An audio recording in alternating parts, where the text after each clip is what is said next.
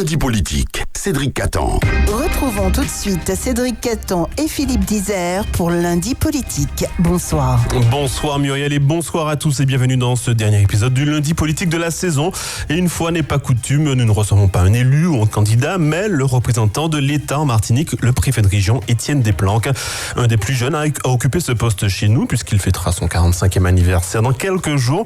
Lui qui est arrivé chez nous en février dernier succède à un préfet que la crise contre la vie chère a éreinté. Notre invité arrive donc dans un contexte de tension sociale, mais pas que, de tension sécuritaire aussi, puisqu'à la moitié de l'année, notre département compte déjà 24 homicides, alors que l'année dernière s'était achevée avec 25 morts, ce qui était déjà trop, mais malheureusement tout porte à croire que ce chiffre sera encore battu en 2025. Le préfet a depuis son arrivée pu prendre le pouls sur ces sujets, lui qui en a fait ses priorités. Sa sensibilité et son expérience antillaise, aussi bien sur le plan personnel que professionnel, lui permettront-elles de faire bouger les lignes sur ces dossiers et sur bien d'autres. Nous le verrons avec lui durant cette demi-heure. Étienne Desplanques, bonjour, bonsoir. Bonsoir, merci pour votre invitation. Merci d'avoir accepté notre invitation et pour m'accompagner comme tous les lundis, notre chroniqueur politique Philippe Dizer. Bonsoir Philippe. Bonsoir à toutes, bonsoir à tous, bonsoir monsieur le préfet, bonsoir Cédric. Monsieur le préfet, on va tout de suite rentrer dans le vif du sujet avec l'actualité sécuritaire.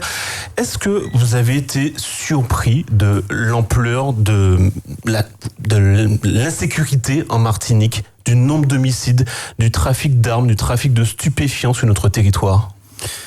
Surpris, oui, par l'ampleur de la délinquance de haut du spectre, c'est-à-dire les vols à main armée, les tentatives d'homicide, les homicides.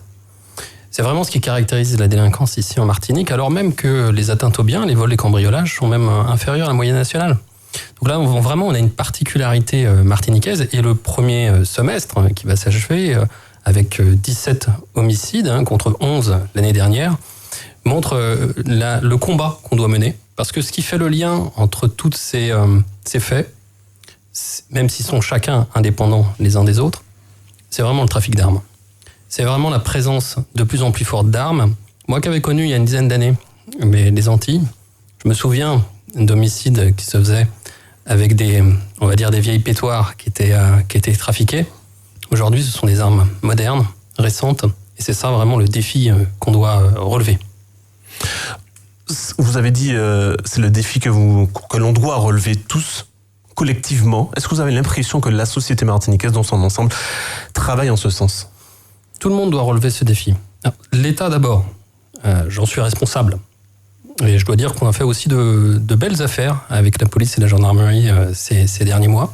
J'en veux pour preuve que nous avons saisi 103 armes depuis le début de l'année, contre 70 à peu près à la même période l'année dernière. Donc vraiment, il y a une bonne dynamique des policiers et des gendarmes qui sont sur le terrain, qui remontent les filières. Mais il faut que ce soit toute la société qui participe. Évidemment, les collectivités, notamment, je pense à la vidéoprotection. Il ne faut pas oublier, c'est grâce à la vidéoprotection qu'on arrive maintenant à sortir de belles affaires. Et puis aussi toute la société, parce que je vais vous prendre un exemple. Il y a un peu plus de 2 semaines de ça, dans un quartier bien connu de Fort-de-France, on a réussi à attraper une équipe qui conditionnait en quelque sorte des mules. Cette équipe, elle travaillait depuis des mois dans le quartier. Et personne n'a rien dit. Là, franchement, il y a quelque chose qu'il faut vraiment qu'on change en Martinique. C'est que maintenant, quand on voit des armes, quand on voit de la drogue, il faut parler. Philippe Dizer. Alors, on entend ce que vous dites, monsieur le préfet. Il faut sans doute parler, mais ce qui frappe l'opinion publique, c'est ce sentiment d'impunité. Des gens se filment sans problème à moto avec des armes, y compris des armes de guerre, dans des clips vidéo, même si parfois ils disent que les armes sont factices. On a vraiment l'impression qu'il y a un sentiment d'impunité, comme si finalement l'autorité de l'État, les actions de la police, finalement, étaient prises à la légère et n'avaient aucune efficacité. Vous le ressentez, ça aussi ? Moi, je veux rappeler un principe, et c'est des cas concrets des dernières semaines.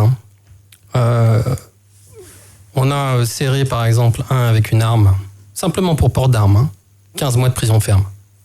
Donc l'impunité, il faut la regarder aussi à travers ces décisions. Très honnêtement, les sanctions peuvent être lourdes. Après, dans le monde des réseaux sociaux actuels, on a une sorte de banalisation de l'emploi de la violence et des armes, comme si c'était le plus chic possible d'être un bad boys, comme si c'était valorisant. Là, il y a un travail à faire sur les mentalités pour qu'on change ça. Moi, je compte d'ailleurs au second semestre faire une campagne de communication spécialement là-dessus. Une arme, ça tue.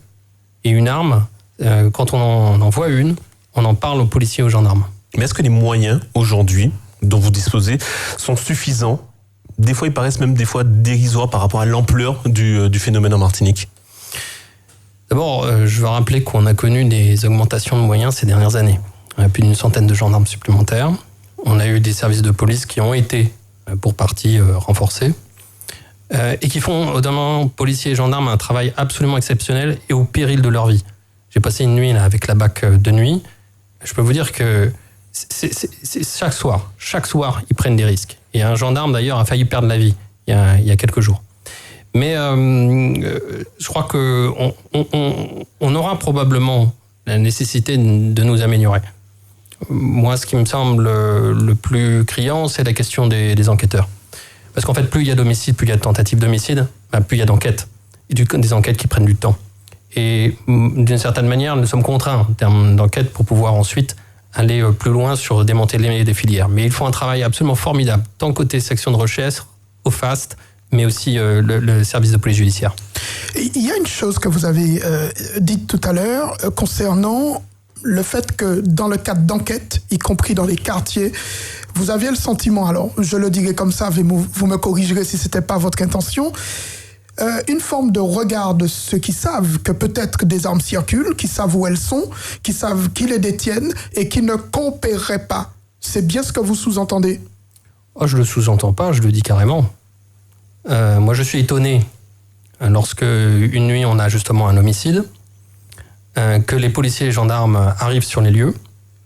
Je peux vous dire que dans les premières minutes, voire premières heures, il n'y a pas beaucoup de témoins, alors qu'il y avait du monde lors d'un place. Après, en général, les langues se délient. Mais ça, je pense qu'il faut qu'on change ça. Il faut que tous les Martiniquais participent de l'effort contre le narcotrafic et le trafic d'armes, parce qu'il en va en fait une question existentielle pour la Martinique. Mais est-ce qu'ils n'ont pas peur ? La police et la gendarmerie est là pour protéger.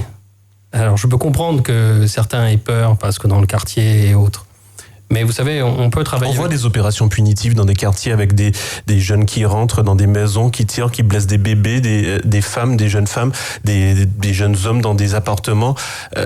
Est-ce que ça donne envie à ces personnes de parler ? Finalement, non, peut-être. On peut comprendre cette crainte qui peut exister. Mais si on veut réfléchir à long terme, l'objectif c'est quoi ? L'objectif c'est qu'il y ait moins d'armes. L'objectif c'est qu'il y ait moins de trafic de stupéfiants. Qui sont les premiers à lutter ? Les policiers et les gendarmes. Ils sont là pour faire... s'ils travaillent en confiance.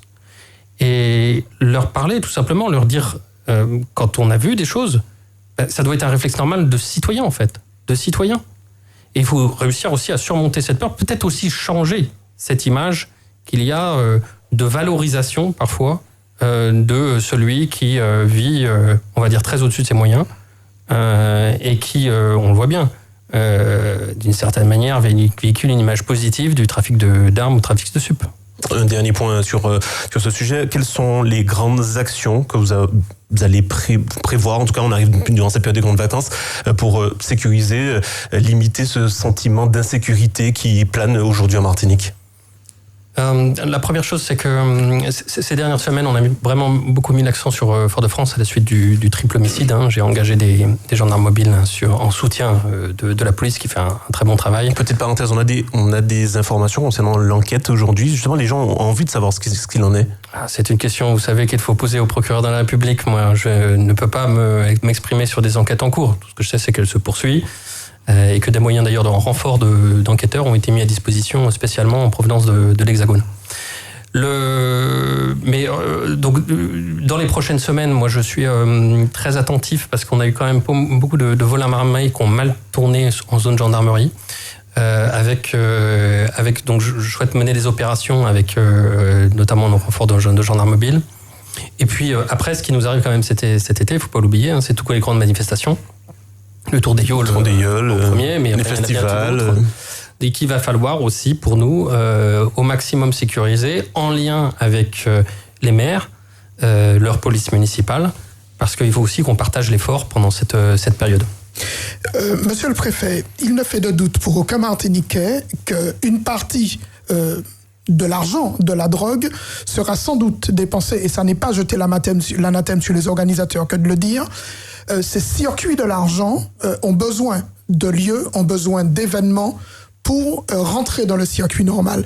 L'État aujourd'hui compte lutter comment face à ce phénomène ? D'abord, je veux dire qu'on a un certain chemin à parcourir. Parce qu'en matière de lutte contre le blanchiment d'argent, autant on est plutôt bon lorsque vous avez des narcotrafiquants qui sont interpellés et qu'on arrive à trouver leur patrimoine. Quand il y a aussi des escroqueries et qu'on trouve du patrimoine avec. Mais par contre, réussir à trouver des blanchisseuses, c'est-à-dire des entreprises notamment, ou des biens immobiliers, ou des yachts, des véhicules de location, on a quand même des progrès à faire. Je crois que c'est un constat qu'on a partagé avec le procureur général. On a bien de créer d'ailleurs un groupe d'échange spécifiquement là-dessus. Nous avons lancé des programmes de formation. Ça peut paraître comme ça un peu anecdotique, mais nos policiers, nos gendarmes ont besoin d'être formés sur ces techniques très très particulières pour suivre les filières de blanchiment. Pour savoir quels moyens juridiques employer, quelles techniques employés. Et puis, on va commencer par cibler certains secteurs. Voilà, je ne vais pas forcément les détailler, mais on peut tous se poser la question du nombre assez élevé de loueurs de véhicules, par exemple, qui est quand même très très supérieur à ce que probablement la demande... Donc peut-être y a-t-il dans ce secteur-là beaucoup d'entreprises qui sont nées, qui sont disparues, mais même si elles naissent un jour et que le lendemain elles disparaissent, c'est en soi quelque chose qui est surprenant. Donc on va beaucoup travailler là-dessus, et puis également sur quelques signes de richesse. Mais je n'en dirai pas plus. Et 18h42 dans ce lundi politique, nous recevons Étienne Desplanques, préfet de la Martinique. Autre sujet qui occupe certainement beaucoup votre temps, mais qui inquiète aussi beaucoup les Martiniquais, il s'agit de celui des sargasses. On entend cette petite musique. Ça serait en Bretagne ou dans le sud de la France, le problème serait déjà mieux géré, serait déjà réglé. Qu'est-ce que vous répondez à cela ? D'abord, je veux dire que nous connaissons une saison 2025 qui est inédite. On bat les records de 2022. Je vais vous donner un chiffre. L'année dernière, pour le ramassage en mer, qui est assuré à 100% sur fonds de l'État. 100% sur fonds d'État. On avait ramassé 1500 tonnes pendant toute la saison. À l'heure où je vous parle, on en est presque à 4500 tonnes. C'est colossal. Le montant, rien que pour le ramassage en mer, sur l'année 2025, va probablement dépasser celui qu'on utilise dans les Côtes d'Armor pour ramasser les algues vertes. Donc c'est un effort considérable qui est fait par l'État. Et je veux remercier les pêcheurs, parce que ceux qui ramassent, c'est outre des sargators, c'est aussi des pêcheurs qui chaque matin, ce matin encore, demain pareil, qui ramassent les algues. Ça ne résout pas tout, on va être clair. Il y a tellement d'arrivage de nappes, en tout cas ces dernières semaines, ça a légèrement calmé ce week-end, fait que de toute manière la pression est très forte, avec des barrages qui parfois cèdent et des situations qu'on a connues d'agacement très très fort, et je les comprends complètement les rires. Donc vous rejetez cette impression que les Martiniquais peuvent avoir, que si c'était ailleurs ça aurait été réglé et peut-être traité de façon différente. Vous rejetez cette opinion? Je dis pas que on n'est pas perfectible. On l'est. Le plan Sargasses, avec la création du GIP notamment, prend un petit peu de temps avant de véritablement monter en puissance. Mais d'année en année, on s'améliore. Pourquoi d'ailleurs? Pourquoi le GIP met autant de temps à s'installer? D'abord parce qu'il est de création récente. 2024. 2024, on est aujourd'hui dans les recrutements. Aujourd'hui, vous avez un directeur. Vous allez avoir dès le mois d'août un chef opérationnel. Il faut lui laisser...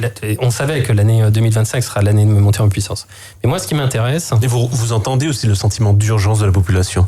Oui. Elle entend qu'il y a un GIP qui sera mis en place, mais qui sera véritablement opérationnel d'ici 1 an à peu près. Et c'est pour ça qu'il faut surtout pas attendre. La première chose, c'est continuer le ramassage en mer. Demain, je me rends sur place. Vous serez Robert demain avec...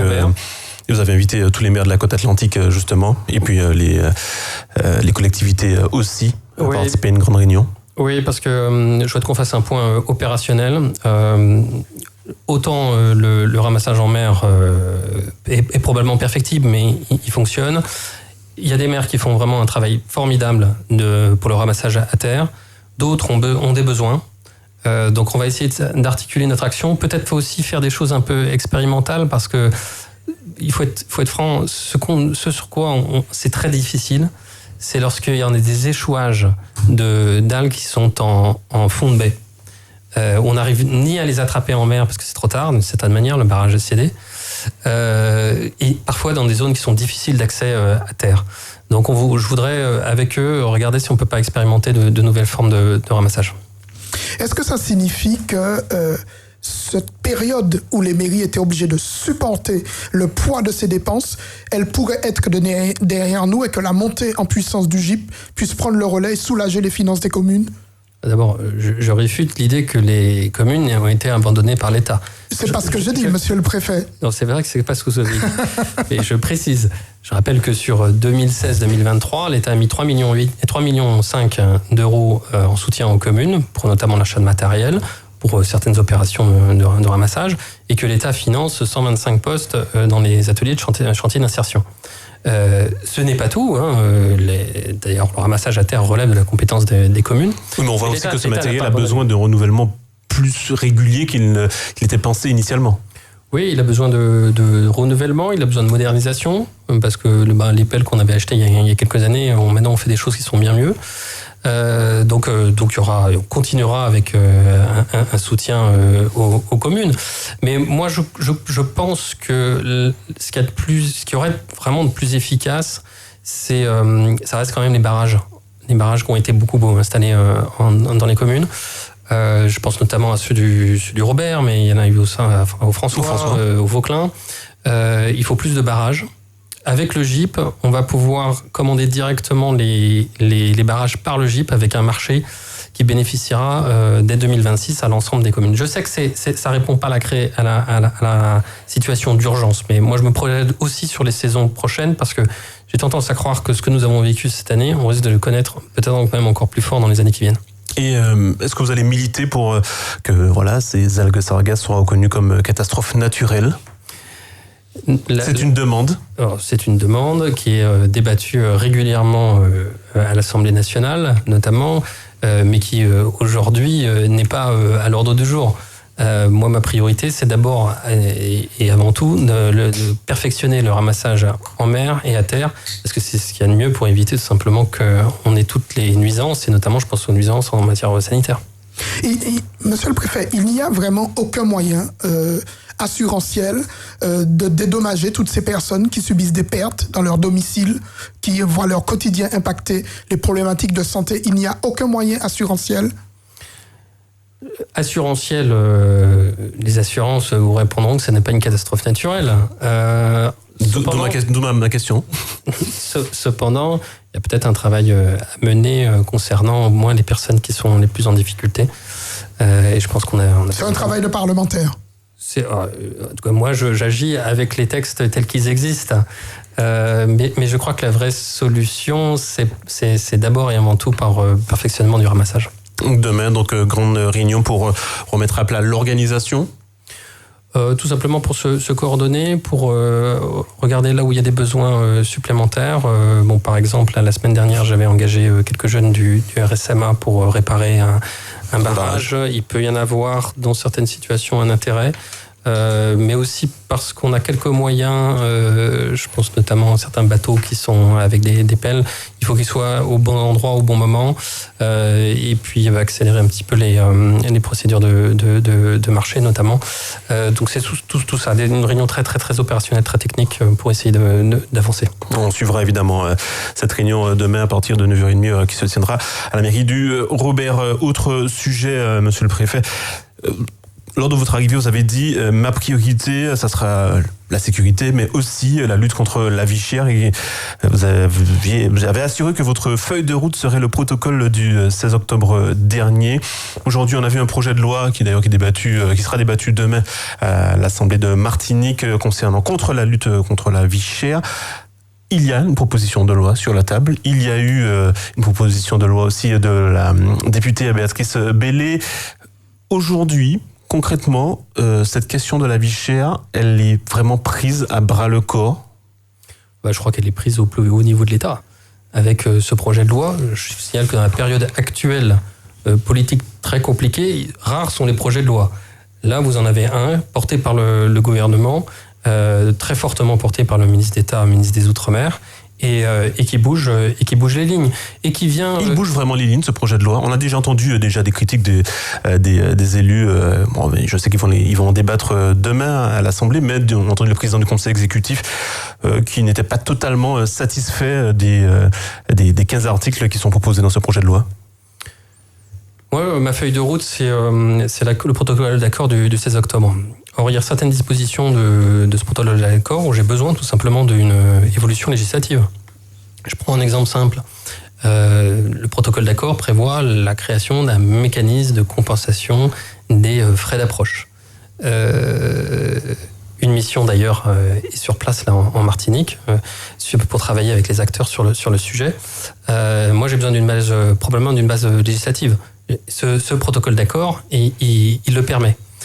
Un autre exemple, ça fait des années qu'on se plaint que le bouclier qualité-prix, il n'y a aucune sanction. Bon, ce projet de loi, il permet enfin, pour la première fois, il permet notamment aux agents de la répression des fraudes de sanctionner le non-respect d'un bouclier qualité-prix.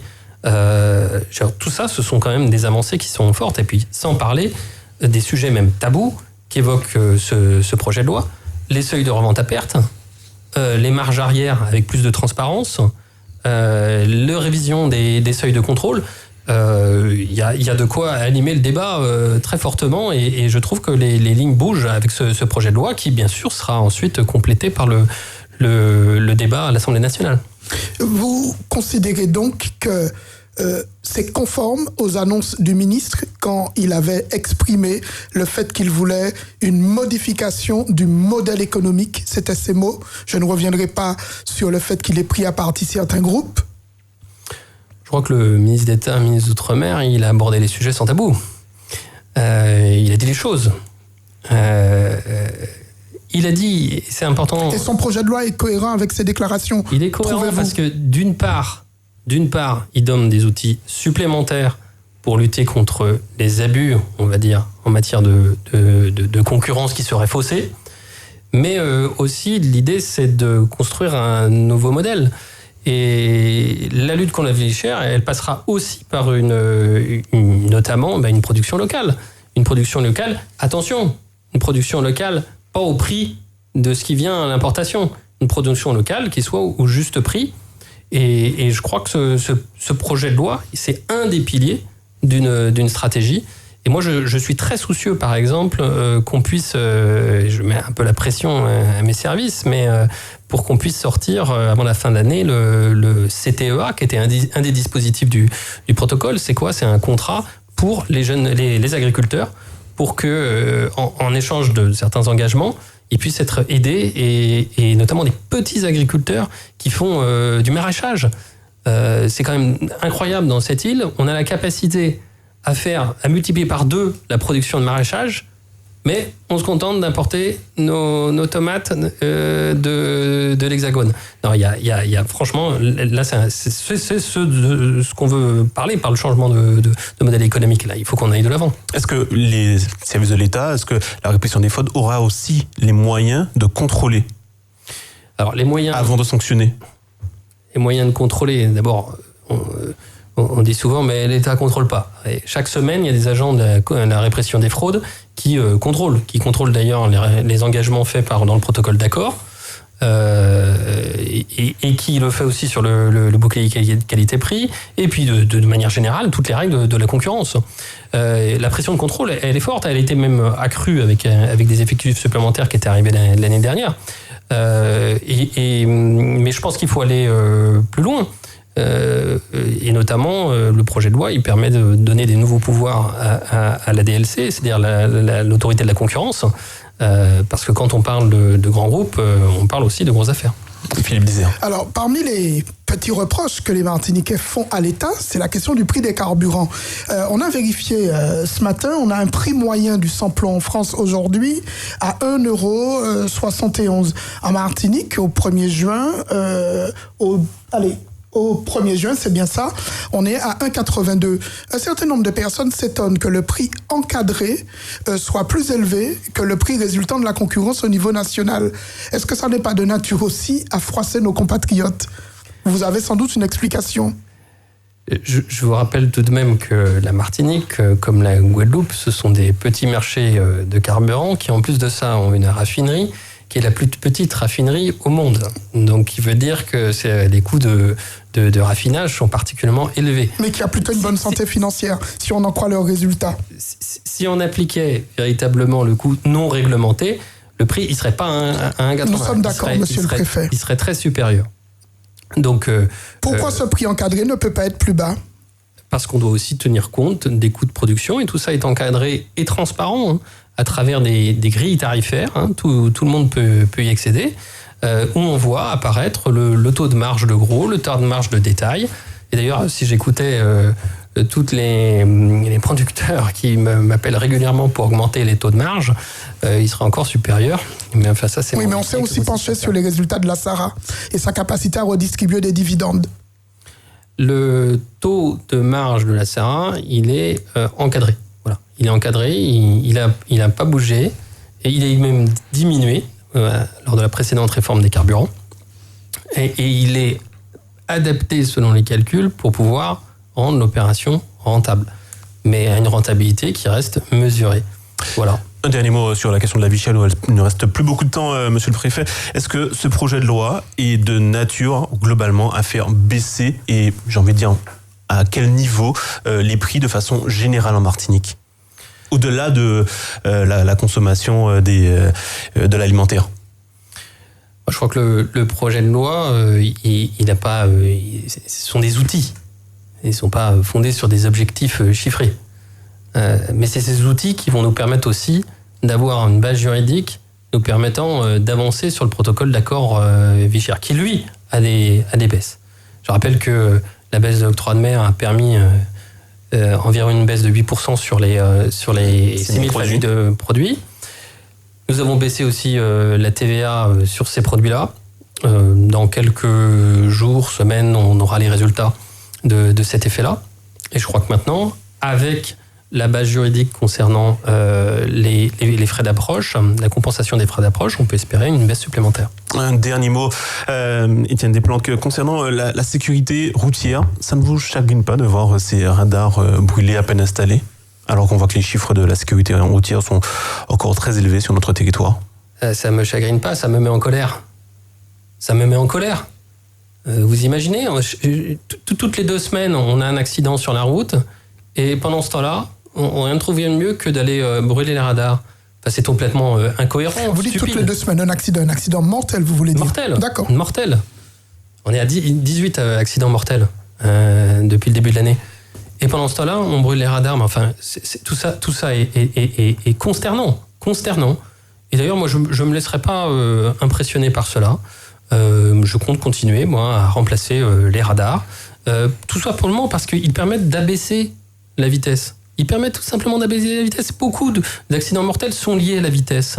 Alors, certes, on peut tous débattre de savoir de l'emplacement des radars, s'ils sont bien situés ou pas. Mais ils participent d'une réduction de la vitesse et donc du nombre de tués sur les routes. Merci Étienne Desplanques, préfet de la Martinique, d'avoir été notre invité de ce dernier invité de cette saison 2024-2025. Merci Philippe Dizer. Merci beaucoup. Très bonnes vacances. Très bonnes vacances à vous également. Et puis, bonnes vacances à vous aussi, chers auditeurs. Et puis, restez toujours fidèles sur nos antennes. Et puis, l'année prochaine, il y aura encore de la politique, puisqu'on va rentrer dans une belle période d'élection municipale. Et évidemment, vous pourrez tout savoir sur notre antenne. Bonne soirée à tous.